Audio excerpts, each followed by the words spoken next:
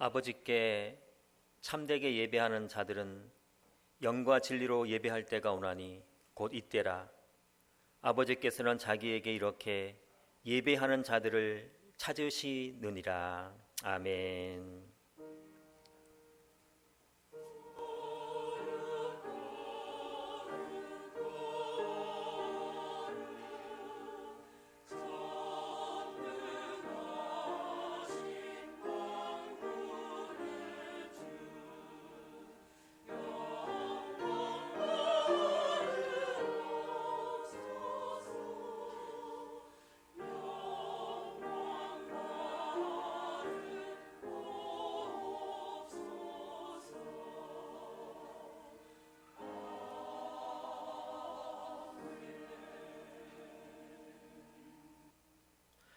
좋으신 아버지 하나님, 광야 같은 세상에서 방황하던 저희가 십자가 아래에서 쉬기 원하여 예배의 자리에 왔습니다.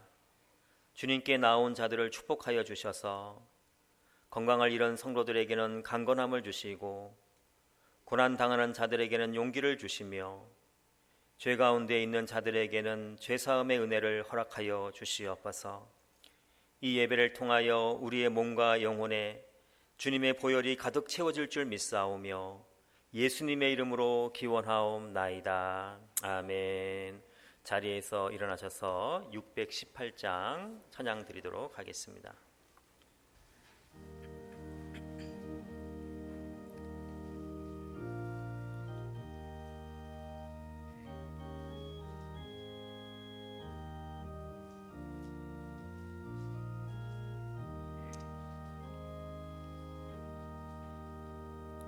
나 주님을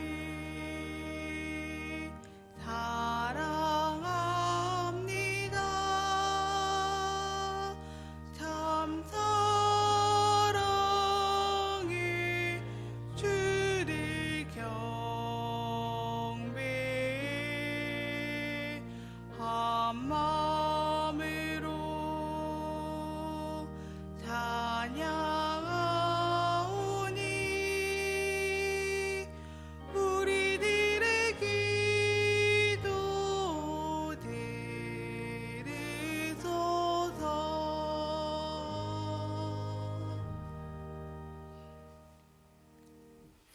성시교독은 68번 이사야 40장입니다. 외치는 자의 소리여 이르되 너희는 광야에서 여호와의 길을 예비하라.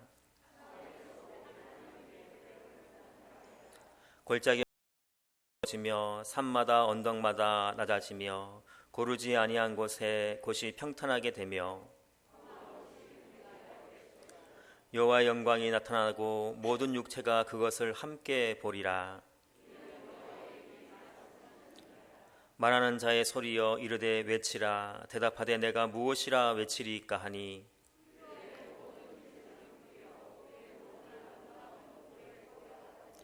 풀은 마르고 꽃이 시듬은 여호와의 기운이 그 위에 불미라. 이 백성은 실로 풀이로다.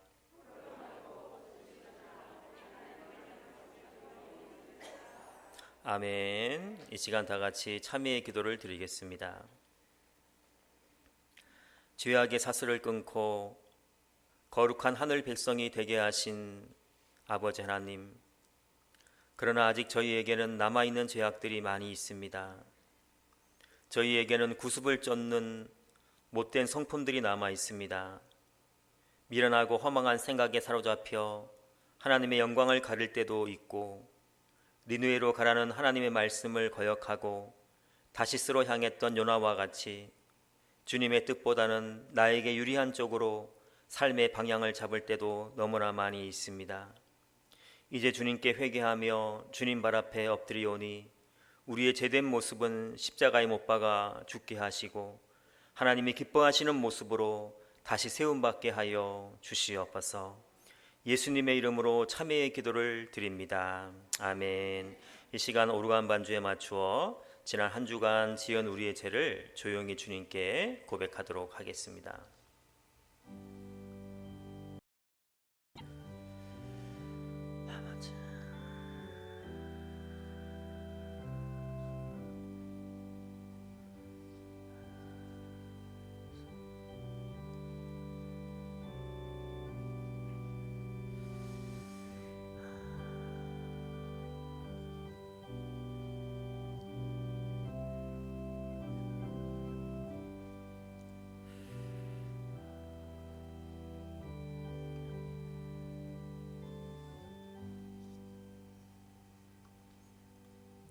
죄를 고백하는 자들에게 주시는 하나님의 용서의 말씀이 여기 있습니다.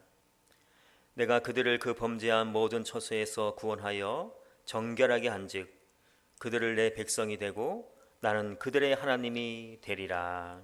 아멘. 사도신경으로 우리의 믿음을 고백드립니다. 나는 전능하신 아버지 하나님 천지의 창조주를 믿습니다. 나는 그의 유일하신 아들 우리 주 예수 그리스도를 믿습니다. 그는 성령으로 잉태되어 동정녀 마리아에게서 나시고 본디오 빌라도에게 고난을 받아 십자가에 못 박혀 죽으시고 장사된 지 사흘 만에 죽은 자 가운데서 다시 살아나셨으며 하늘에 오르시어 전능하신 아버지 하나님 우편에 앉아 계시다가 거기로부터 살아있는 자와 죽은 자를 심판하러 오십니다. 나는 성령을 믿으며 거룩한 공교회와 성도의 교제와 죄를 용서받는 것과 몸의 부활과 영생을 믿습니다. 아멘. 자리에 앉으시겠습니다. 405장 찬양드립니다.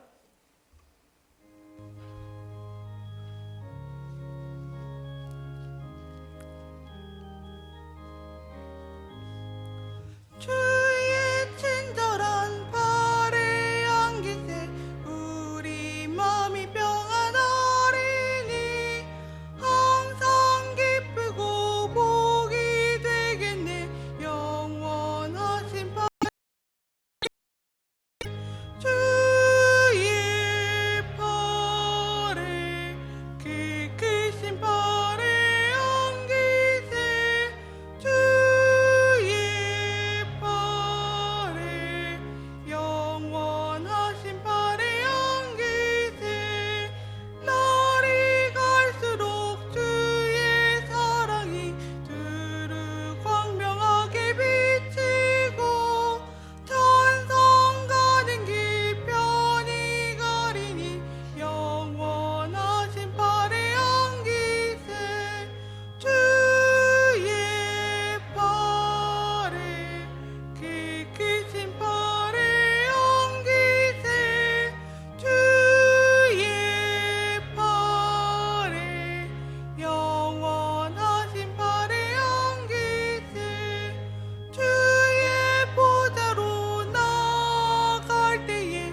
기뻐 찬미 소리 외치고 겁과 두려움 없어지리니 영원하신 안기세 주의 발에 그 크신 발에 안기세 주의 발에 영원하신 발에 안기세. 김문고 장로님 기도드리시겠습니다.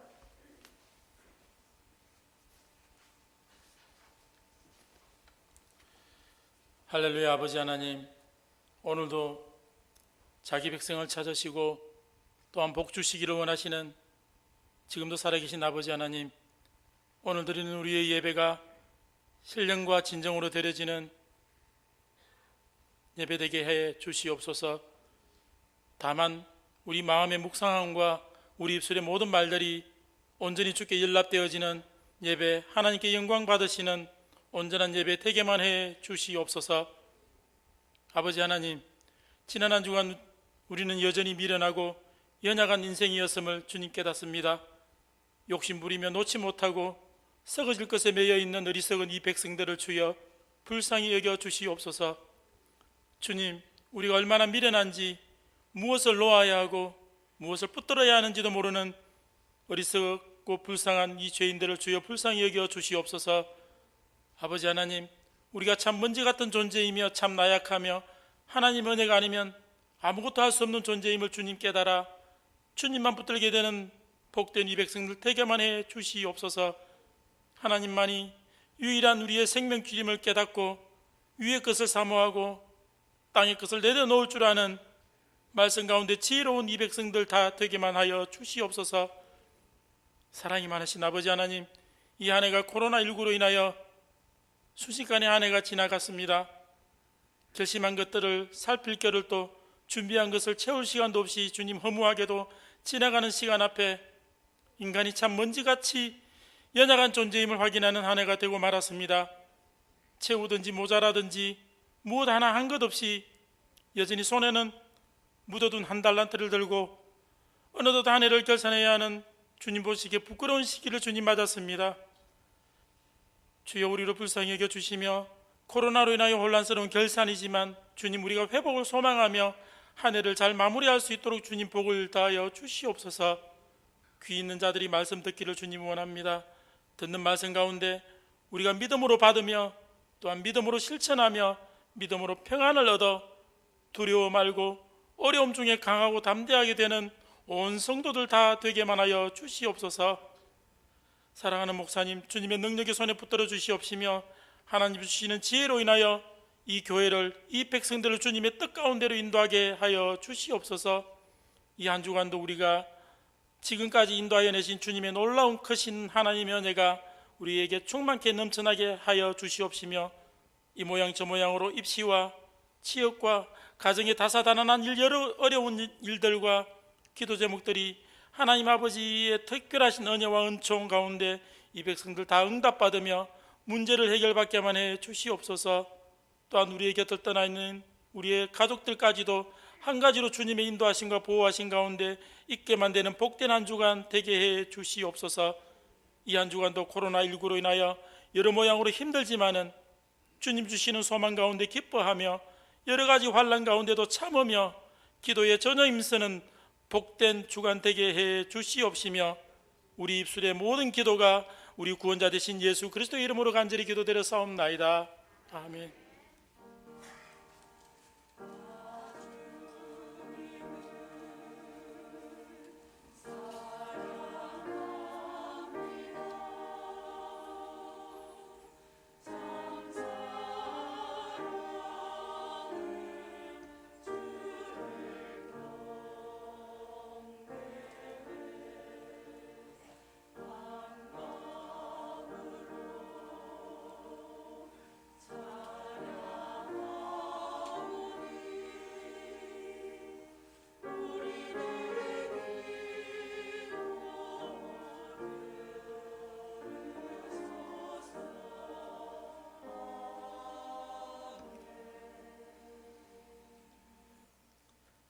이 시간 저에게 주시는 하나님 말씀은 신약성경 고린도전서 14장 39절에서 40절까지 말씀입니다. 신약성경 281쪽쯤에 있습니다. 고린도전서 14장 39절 40절 말씀을 제가 봉독하도록 하겠습니다. 그런즉 내 형제들아, 예언하기를 사모하며 방언 말하기를 금하지 말라. 모든 것을 품위 있게 하고 질서 있게 하라. 아멘. 호소나 찬양대 찬양 읽겠습니다.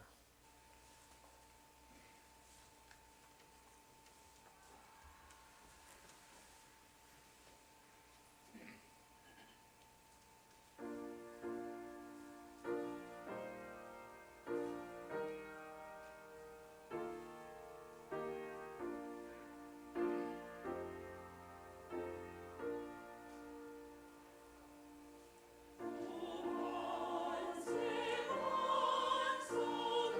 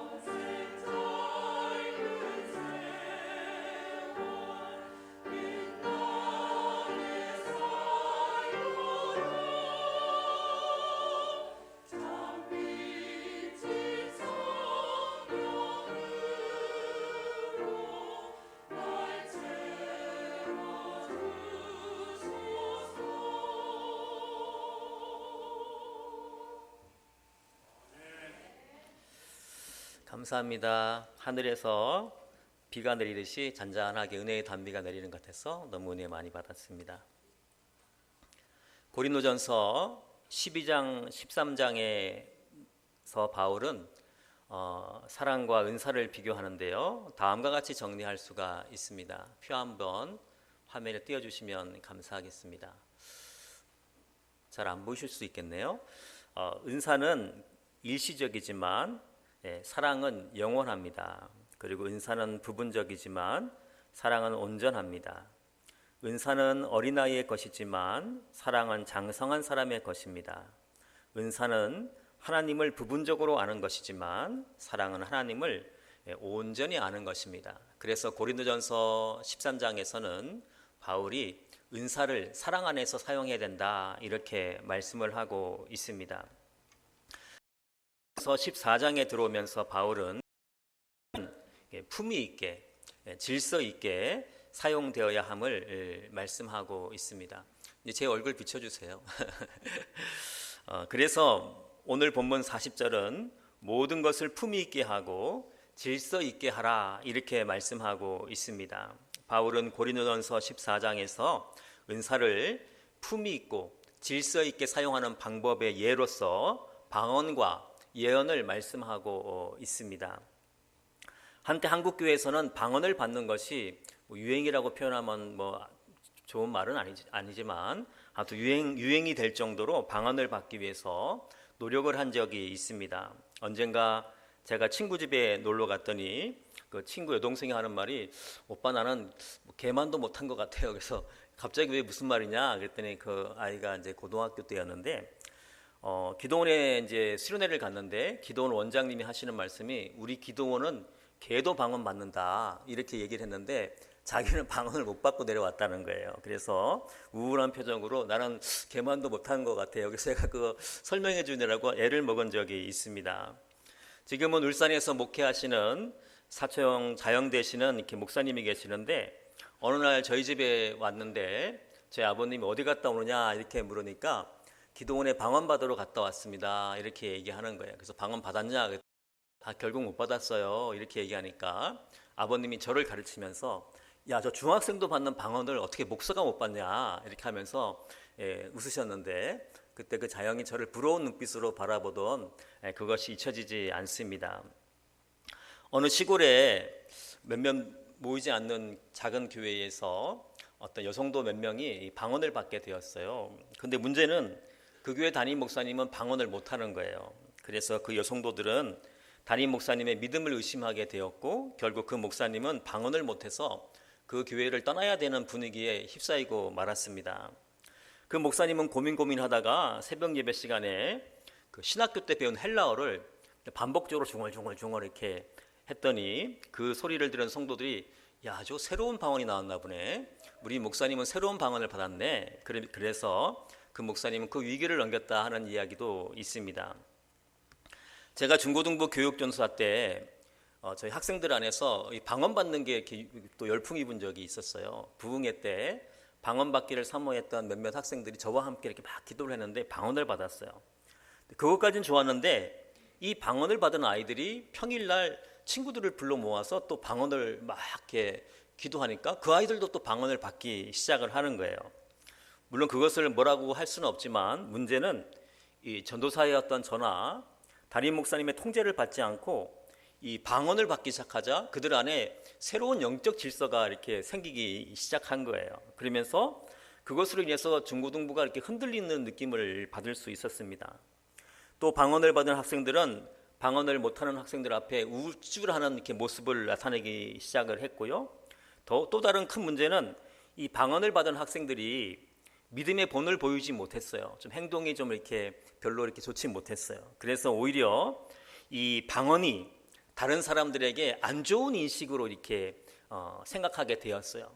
왜 그렇게 되었을까요? 방언을 품위 있게 질서 있게 그들이 사용하지 못했기 때문에 그렇습니다. 그래서 오늘 본문에서 바울은 모든 것을 품위 있게 하고 질서 있게 하라 이렇게 말씀을 하고 있습니다. 그렇다면 방언을 못하게 이렇게 금지를 시켜야 되는 걸까요? 그렇지 않죠. 오늘 본문에서 바울은 분명히 방언 말하기를 금하지 말라 이렇게 말씀하고 있습니다. 방언을 사용하되 품위 있게 그리고 질서 있게 사용하면 된다는 것입니다. 방언은 크게 두 종류로 나눌 수가 있는데요. 사도행전적 방언과 이 고린도적인 이게 방언으로 이렇게 굳이 나누자면 이렇게 나눌 수 있습니다. 사도행전 2장에 보면은 베드로가 성령을 받고 이스라엘 말로 설교를 하는데요. 세계 각국에서 온 사람들이 통역을 통하지 않고 이렇게 설교를 알아듣는 거예요. 지금으로 표현하자면 우리 건천제일교회에서 제가 한국어로 이렇게 설교를 하고 있잖아요. 근데 어느 날 프랑스에서 온 사람, 미국에서 온 사람, 아프리카에 온 사람, 다양한 사람들이 있는데 그 사람들이 통역을 통하지 않고 직접 자기 나라 말로 저의 설교를 알아듣는 그 놀라운 기적이죠. 그런 것들을 바로 이제 사도행정적 방언이다 이렇게 이야기를 합니다. 드물긴 하지만 지금도 선교의 현장에서 이런 일들이 일어난다고 합니다. 예전에 한번 드린 말씀인데요. 한 선교사님이 신학교 때 아프리카로 이렇게 단기 선교를 떠나게 되었습니다. 선교지에 도착해서 그분은 하나님 여기서도 하나님이 살아계시고 역사하신다는 것을 경험하게 해주세요라고 기도를 했다고 합니다. 그리고 얼마 지나지 않아서 어떤 시골에 있는 조그마한 교회에서 이렇게 예배를 드리고 있는데 뒤에서 누군가가 한국말로 기도를 하는 거예요. 그것도 자기 교회에 익숙한 대구말로 또 이렇게 경상도 말로 대구말로 기도를 하고 있다는 거예요. 예전에 저는 같은 경상도지만 경주하고 안동이 좀 말이 틀리다는 얘기를 들어본 적이 있어요. 제가 들어보면 똑같은데 좀 틀리다고 하더라고요. 그와 같이 대구도 다른 지역과 좀 다른 발음을 한다고 하더라고요. 그런데 뒤에서 들리는 그 목소리는 대구 방언으로 대구말로 기도를 하더라는 거예요. 하나님 지 왔습니다 뭐 이러면서 대구말 맞는지 모르겠는데 이렇게 기도를 하더랍니다. 그러면서 대한민국의 통일을 위해서 기도하고 한국교회의 부흥을 위해서 기도를 하더라는 것이죠. 처음에는 저 뒤에 한국 사람이 있나 이게 궁금했다는 거예요. 우리 팀에 대구 사람이 없는데 막 이렇게 너무너무 궁금해가지고 이렇게 살짝 이렇게 뒤를 돌아봤더니 한국 사람은 안 보이고 다 얼굴이 검은 아프리카 사람들만 잔뜩 앉아 있더라는 거예요. 혹시 우리나라에서 살다 갔나 뭐 이런 생각을 하다가 예배가 끝난 후에 그 통역을 데리고 가서 혹시 한국에 사신 적이 있느냐 이렇게 물었더니 자기는 한국이란 나라를 잘 모르고 또 어디 있는지 잘 모르고 그냥 이름만 들어봤다. 그런데 자기 교회에 한국에서 선교팀이 왔으니까 한국을 위해서 아프리카 말로 그냥 기도를 한 거예요. 기도를 했는데 그것이 선교사님 귀에는 자기 고향이었던 대구말로 이렇게 들린 것이죠. 이것이 바로 사도행정적 방언입니다. 이렇게 국가를 초월해서 이렇게 서로 간에 이렇게 소통이 되는 것을 의미하는 것이죠. 반면에 고린도적 방언이 있는데요. 우리가 하는 방언의 대부분이 이 고린도적 방언입니다. 이 방언은 다른 사람에게 이렇게 전달하는 대인 방언이 아니라 하나님께 기도하는 대신 방언이라고 하기도 하는데 하나님께 하는 기도 내용이죠. 그래서 고린도전서 14장 2절은 이렇게 말씀합니다. 방언을 말하는 자는 사람에게 하지 아니하고 하나님이 이는 알아듣는 자가 없고 영으로 비밀을 말함이라 이렇게 말씀하고 있습니다. 그래서 그 방언을 알아듣지 못하고 기도하는 사람조차도 그 방언을 알아듣지 못합니다. 하지만 그 방언 기도 안에는 내용이 분명히 있습니다. 예전에 이런 일이 있었다고 합니다. 어떤 분이 산에 가서 방언 기도를 하다가 잠깐 쉬고 있는데 한 사람이 다가와서 이렇게 얘기하더라는 거예요. 혹시 지금 당신이 방언으로 기도한 내용을 알고 계십니까? 이렇게 묻길래 전 내용을 잘 모릅니다. 이렇게 얘기하니까 제가 이렇게 방언이 갑자기 통역이 됐는데 당신에게 그 내용을 알려줘도 되겠습니까? 이렇게 보니까 알려달라고. 그러니까 이렇게 얘기하더라는 거예요. 당신은 이북에서 내려오신 분이군요. 그리고 당신은 그때 아내가 임신한 상태여서 데려오지 못했는데 그 아이가 사경을 헤매고 있습니다. 근데 지금 당신은 당신이 얼굴도 보지 못한 그 아들을 위해서 지금 기도를 해주고 있었습니다. 이렇게 하더랍니다. 이 말을 듣고 그분은 큰 충격을 받았다고 합니다. 그렇지 않아도 북한에 두고 온 가족 생사가 궁금했는데 시공을 초월해서 기도하게 하시는 그 하나님의 은혜에 감사드렸다고 합니다. 자, 그렇다면 이 방언이 왜 고린도 교회 안에서 문제가 되었을까요? 그것은 방언이 품위 있게 사용되지 못했습니다. 또 질서 있게 사용되지 못했기 때문입니다. 예를 들어서 자, 어느 집사님 앞으로 나오셔서 특송하시겠습니다 했는데 앞에 나와서 방언으로 막 찬송을 하는 거예요. 심지어 어떤 분은 대표 기도를 하는데도 불구하고 방언으로 이렇게 기도를 하는 거예요. 그러니 사람들이 그 찬송과 기도를 알아들을 수가 없죠. 또 그렇다가 보니까 예배가 엉망으로 바뀌는 것입니다. 그래서 바울은 14장 9절에서 이렇게 말씀합니다. 이와 같이 너희도 혀로서 알아듣기 쉬운 말을 하지 아니하면 그 말하는 것을 어찌 알리요? 이는 허공에다 말하는 것이라 이렇게 말씀하고 있습니다. 그렇다면 바울은 방언을 어떻게 사용하라고 하는 것일까요? 먼저 대중 앞에서는 사용하지 말라는 거예요. 대중 앞에서는. 왜냐하면 그것을 알아들을 수 없기 때문에 그렇습니다. 혼자 기도할 때 그 방언을 사용하라 이렇게 말씀을 하고 있는 것입니다. 그리고 바울은 한 걸음 더 나아가서 방언을 하는 것도 좋은데 기왕이면 예언을 할 수 있도록 해라 이렇게 고린도 교회 성도들에게 말씀하고 있습니다. 14장 5절 말씀입니다. 나는 너희가 다 방언 말하기를 원하나 특별히 예언하기를 원하노라.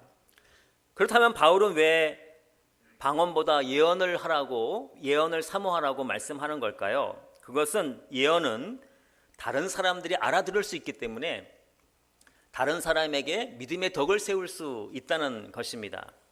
고린도전서 14장 23절에서 25절까지 말씀을 제가 읽어보겠습니다. 그러므로 온 교회가 함께 모여 다 방언으로 말하면 알지 못하는 자들이나 믿지 아니하는 자들이 들어와서 너희를 미쳤다 하지 아니하겠느냐.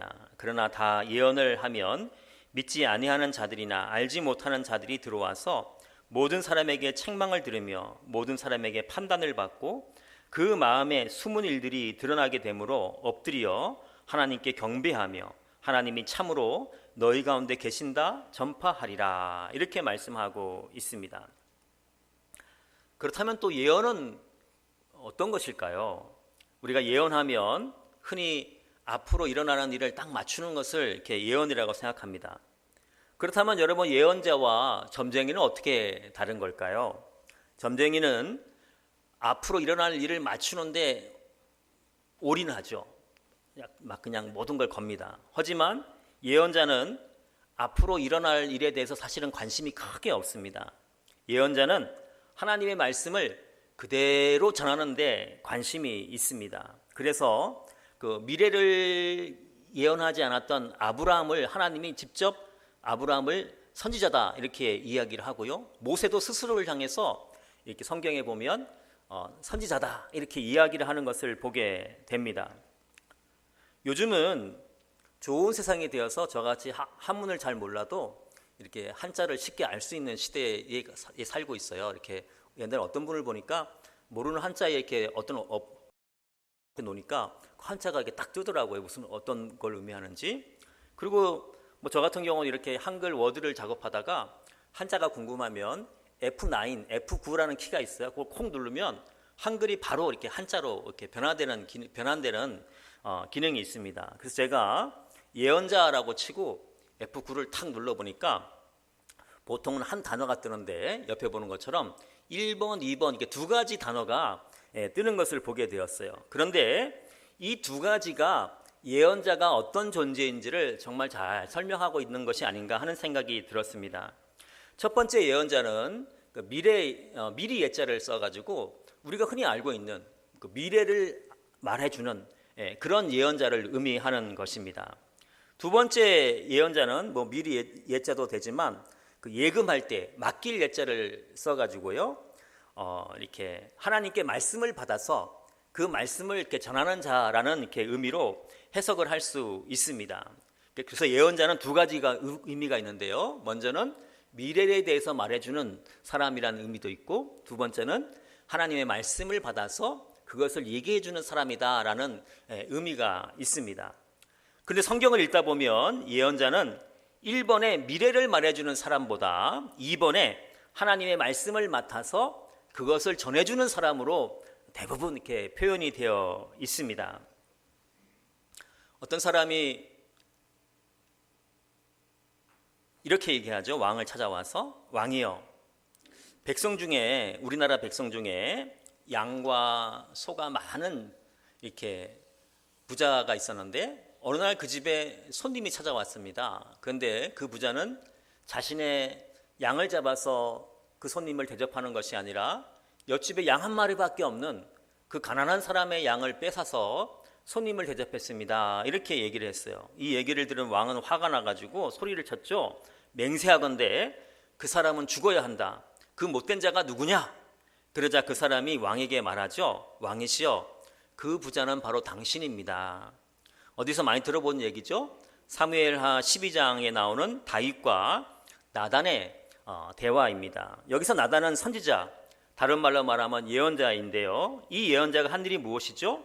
하나님의 뜻을, 하나님의 말씀을 받아서 다윗 왕에게 전달하는 역할을 하고 있습니다. 물론 다윗의 말에는 미래적인 요소가 포함되어 있어요. 이렇게 당신이 잘못했는데 회개하지 않으면 당신 미래에 죽을 거야, 큰일을 날 거야, 이렇게 미래적 요소도 포함되어 있어요. 그러나 지금 이 나단 선지자가 다윗 왕에게 미래의 일을 예언하는 이유가 무엇입니까? 다윗이 하나님의 말씀을 듣고 지금, 바로 지금 회개하기를 원하고 있는 것입니다. 그래서 예언자의 주된 관심은 미래가 아니라 현재에 있습니다. 예언의 목적은 현재를 바꾸는 데 있다는 것입니다. 그렇다면 여러분, 예언자들은 어떤 모습을 하고 있었을까요? 물론 우리가 정확하게 알 수는 없지만 그 예언서를 읽다가 보면은 선지자들은 수염을 길게 늘어뜨리고 또 지팡이를 들고 흰 옷을 펄럭이면서 산에서 내려오는 그러한 모습으로는 표현되지 않고 있다는 것입니다. 그리고 선지자들은 운전도 하지 않고 핸드폰도 사용하지 못하고 우리나라 대통령이 누군지 미국 대통령이 누군지 알지도 못하고 오직 성경 말씀만 읽는 그런 사람으로도 표현되고 있지 않다는 것이죠. 오히려 성경에 나오는 예언자들은 현실 감각이 아주 뛰어난 사람들이었습니다. 국제 정세를 세밀하게 살피고 또 어느 정치 평론가보다 정확하게 정치적 판단을 내리는 사람들이 바로 예언자였습니다. 다시 말해서 예언자들은 뜬구름 잡는 얘기를 하는 사람들이 아니라 극히 상식적인 말을 하고 극히 상식적인 행동을 하는 사람들입니다. 예전에 제가 있던 그 교회에 유치원 원장 선생님이 이렇게 저한테 고민 얘기를 하는 거예요. 자기가 얼마 전에 어떤 분에게 이렇게 예언 기도를 받았는데 그 예언 기도를 해주는 분이 하시는 말씀이 자신은 그 사모가 되어야 된다는 거예요. 그래서 자신이 목회자와 결혼하지 않으면 큰 문제가 생길 거라는 식으로 예언을 하더라는 거예요. 그래서 제가 물어보았어요. 그 예언을 받을 때에 마음에 기쁨이 오거나 아니면 내가 싫지만 꼭 따라야 될 것 같은 결단이 생겼습니까? 이렇게 물어봤어요. 그랬더니 아니요, 저는 마음에 지금까지도 거부감이 들고 불편합니다, 이렇게 얘기를 하더라고요. 그래서 제가 그 예언은 가짜니까 신경 쓰지 말고 잊어버리세요, 이렇게 얘기를 해 주었어요. 나중에 그 선생님은 목회자가 아닌 사람과 결혼했는데 잘 살고 있는 것을 제가 확인할 수 있었습니다. 이렇게 예언은 신비한 미래를 보여주고 그것을 빌미로 돈을 요구하고 겁을 주는 것이 아닙니다. 예언은 하나님의 말씀을 받아서 그것을 전달해 주는 것입니다. 그러므로 예언의 주체는 예언하는 사람이 아니라 하나님이 예언의 주체가 되는 것이죠. 그래서 하나님은 예언을 주실 때 어떻게 주실까요? 질서 있게 주세요. 질서 있게. 그런데 고린도 교회에서는 이 예언이 무질서하게 사용되고 있었습니다. 한 사람이 일어나서 예언을 말하고 있는데 다른 사람이 일어나 나도 하나님께 예언을 받았다, 이렇게 예언을 하기 시작했죠. 그래서 바울은 14장 30절에서 이렇게 말합니다. 만일 곁에 앉아있는 다른 이에게 계시가 있으면 먼저 하던 자는 잠잠할지니라. 31절에서는 하나씩 예언할 수 있느니라, 이렇게 말씀을 하고 있습니다. 이렇게 고린도 교회 안에서는 은사들이 품위 있게 그리고 질서 있게 사용되지 못했어요. 그래서 은사 때문에 오히려 고린도 교회 예배가 흔들리고 있었던 것입니다. 여러분, 예배가 무엇이죠? 예배는 여러 가지로 표현할 수 있지만 하나님께 집중하는 거예요. 그 시간에 하나님께 집중하는 것이죠. 그래서 여러분, 모든 은사는 하나님께 집중하기 위해서 예배 시간에 사용되어야 합니다. 그런데 고린도 교회에서는 은사가 품위 있게 또 질서 있게 사용되지 못함으로 인해서 예배 시간에 하나님에게 집중되는 것이 아니라 그 은사를 사용하는 사람들이 집중이 된 것이에요. 여러분, 기도이든 설교이든 찬양이든 또 방언이든 예언이든 모든 것이 품위 있게 질서 있게 사용되어야 합니다. 그래야 우리는 예배 시간에 하나님께 집중할 수 있고 또 하나님께 그 은사를 통해서 영광을 돌릴 수 있게 되는 것입니다. 물론 고린도전서 14장에 나오는 예언과 방언만이 은사의 전부가 아닙니다. 내가 노래를 잘한다면 그것도 은사고요. 또 내가 요리를 잘한다면 그것도 은사고, 돈을 잘 버는 것도 은사예요. 또 내가 잘 가르치고 잘 섬기고 악기를 잘 다루는 것도 은사입니다. 중요한 것은 하나님이 주신 은사들이 서로 협력해서 품위 있게 그리고 질서 있게 주님의 몸된 교회와 하나님 나라를 위해서 사용되어야 하는 것입니다. 그러면 하나님은 우리 각자가 가지고 있는 은사를 통하여 이 땅에서 하나님의 뜻을 이루어 가시는 것입니다. 어느 마을에 장애우 세 사람이 살고 있었어요. 한 사람은 한쪽 다리를 좀 절었고, 한 사람은 한쪽 눈이 보이지 않았고, 한 사람은 좀 등이 굽어 있었어요. 이 세 사람이 모여서 야, 우리도 동네 안에만 살지 말고 우리 여행을 좀 하자. 그래서 멀리 이렇게 여행을 떠나기로 했습니다. 그래서 한 성 앞에 도착했는데 그 성 앞에는 이렇게 편말이 붙어 있었죠. 이 성 안에는 장애우들은 들어올 수 없다. 이렇게 편말이 써 붙어 있었어요. 그럼 이 세 사람의 장애우들은 어떻게 그 성문을 통과할 수 있었을까요? 먼저 등이 굽은 친구가 돌로서 바닥에 줄을 그면서 이렇게 가요. 이거 왜 줄을 쭉 그면서 가니까, 원래 등이 굽었던 사람이 등을 굽혀서 줄을 끄니까 성문을 지키는 사람이 그 사람이 등이 굽은지 알지 못했어요. 그래서 그 사람은 성문을 통과할 수 있었죠. 바로 그 뒤로 한쪽 눈이 먼 사람이 자기 한쪽 눈을 손으로 가리고 이렇게 따라가면서 야, 줄이 삐뚤어졌는데 이쪽 오른쪽 왼쪽 이렇게 하면서 들어갔어요. 그랬더니 또 성을 지키는 사람이 그 사람이 한쪽 눈이 이렇게 뭔지를 몰랐어요. 마지막으로 한쪽 다리를 저는 사람이 맨 뒤에 따라가면서 그 줄을 이렇게 지우면서 야, 바닥에다 낙서하면 어떡해 하면서 줄을 지우고 갔더니 또 그 성을 지키는 사람이 그 사람이 다리를 저는지 몰라서 세 사람이 다 성에 들어갈 수 있었다 하는 이야기가 있습니다. 이 세 사람은 부족한 부분이 있었지만 서로 함께하자 온전한 사람으로 성 안에 들어갈 수가 있었던 것입니다. 예전에 어느 목사님과 대화를 하는데 그 목사님이 목사가 무엇인가의 정의를 이렇게 내리더라고요. 목사는 성도들이 천국에 잘 들어갈 수 있도록 도와주는 사람이다 이렇게 얘기하는데 그것이 신선하고 맞다는 생각이 들었습니다. 근데 요즘에는 목사가 오히려 성도들이 교회 가는 걸 막는 경우가 많죠. 그 이유가 뭡니까? 그 목사의 직분을 품위 있게 그리고 질서 있게 사용하지 못했기 때문입니다. 그렇다면 하나님은 왜 우리에게 은사를 주셨을까요? 은사를 주신 이유는 우리가 부족하니까 서로의 은사를 이렇게 잘 활용해서 천국 문까지 잘 도착할 수 있도록 사용하라고 하나님이 우리에게 은사를 주신 것입니다. 그래서 우리가 은사가 천국 가는데 도움이 되려면 어떻게 해야 될까요? 은사를 품위 있게 그리고 질서 있게 사용해야 하는 것입니다. 왜냐하면 은사는 품위 있게 그리고 질서 있게 사용해야 하나님의 능력과 은혜가 그 안에서 나타나기 때문입니다. 그렇다면 우리 건천제일교회 안에서는 은사가 질서 있게 잘 사용되고 있나요? 그리고 지금 나는 은사를 품위 있게 사용하고 있습니까? 은사를 품위 있게, 결론입니다 여러분. 딱 세 줄 남았습니다. 이제 결론 낼 때 잘 들으세요.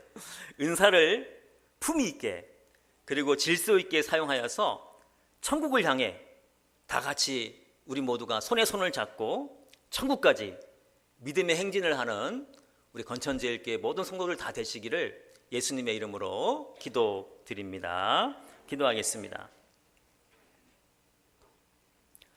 혼돈된 세상에 질서를 부여하시며 이 땅을 아름답게 창조하신 하나님, 저희도 하나님의 성품을 닮아 하나님이 주신 은사로 주님의 몸된 교회를 아름답게 세워가게 하여 주시옵소서. 예수님의 이름으로 기도하옵나이다. 아멘. 찬송가 213장 찬양하시면서 준비한 예물을 하나님께 올려드리겠습니다.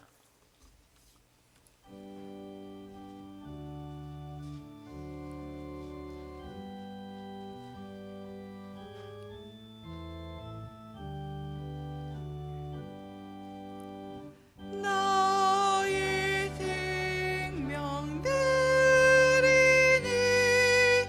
주여 받아주셔서 세상 살아갈 동안 찬송하게 하소서.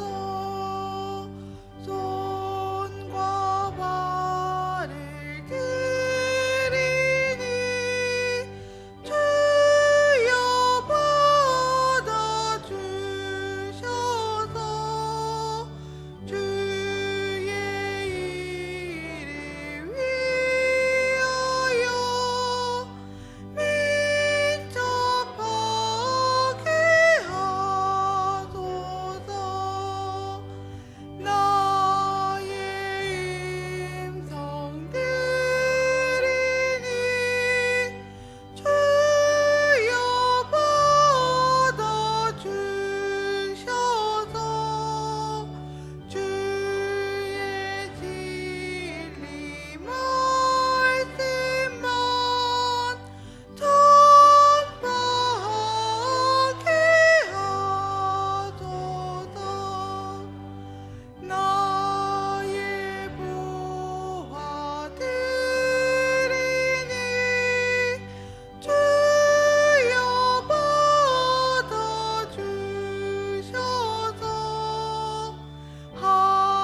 하늘나라 위하여 주 뜻대로 쓰소서. 나의 시간 드리니 주여 받아주셔서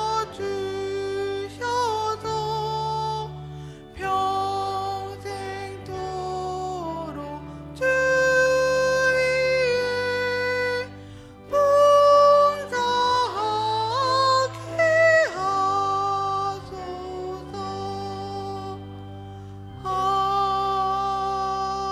아멘.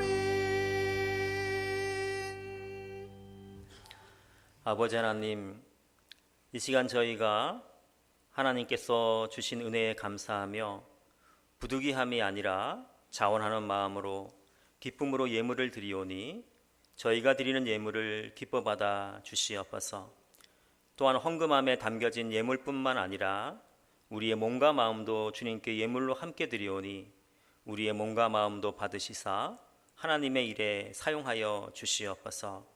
11조를 드리는 자들에게는 더욱더 많은 11조를 드릴 수 있도록 풍성함으로 함께하여 주시옵시고, 감사 예물을 드리는 자들에게는 삶 속에서 감사할 일들이 넘치게 하시며, 선교 예물을 드리는 자들에게는 하늘에 그 이름이 새겨지게 하여 주시옵시고, 준영 헌금과 성미를 드리는 자들에게는 남은 삶 동안 하늘의 만나가 끊어지지 않는 복을 누리게 하여 주시옵소서. 우리가 드린 예물을 통하여 이 땅에 하나님의 나라가 확장될 줄 믿사오며 예수님의 이름으로 기도하옵나이다. 아멘. 예전에는 우리가 이렇게 예배 설교 끝나고 이렇게 그러면 옆에 사람과 인사도 했는데 이 코로나 때문에 인사도 못하는 시대가 되었어요. 너무 인사를 안 하니까 이상한데 우리 옆 사람한테 말하지 말고 손만 이렇게 한번 흔들어 볼까요? 이렇게. 네. 안타깝습니다. 이거 빨리 코로나가 끝나야 되는데 더 많이 또 늘어나고 있어서 요즘에 걱정입니다. 사실은 함께 기도하고 빨리 이거 어려움을 이겨낼 수 있도록 해야 될 것 같습니다. 오늘 2부 예배 후에 당회가 있고요. 이제 성경 말씀 열심히 읽어주시면 감사하겠습니다. 또 지난주에 우리 이채린 우리 두 청년 다시 한번 환영하고 축복합니다. 우리 자리에서 일어나셔서 620장 3절 찬양 드리겠습니다.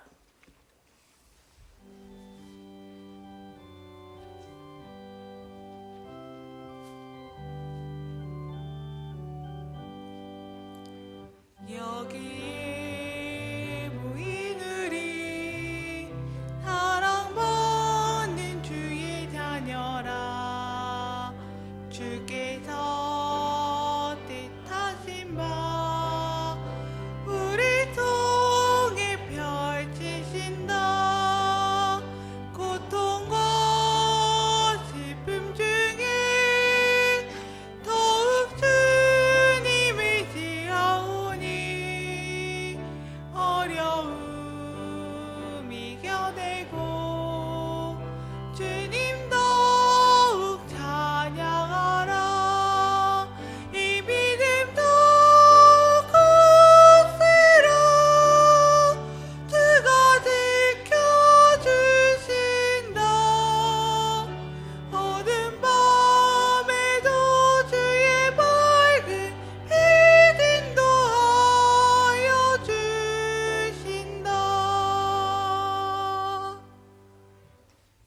우리에게 은사를 주시어 주님의 몸된 교회를 섬기게 하시고 또 그 은사들을 품위 있고 질서 있게 사용하는 자들을 축복하여 주시는 예수님의 은혜와 하나님의 사랑하심과 성령님의 교통하심이 각자에게 하나님이 주신 은사로 주님의 몸된 교회를 섬겨나가는 건천제일교회의 모든 가족들 위해 또 이번 한 주간의 우리의 삶 위에 또 멀리 떨어져 있는 사랑하는 자녀손들 위해 이제와 영원토록 함께 하시길 간절히 축원하옵나이다. 아멘.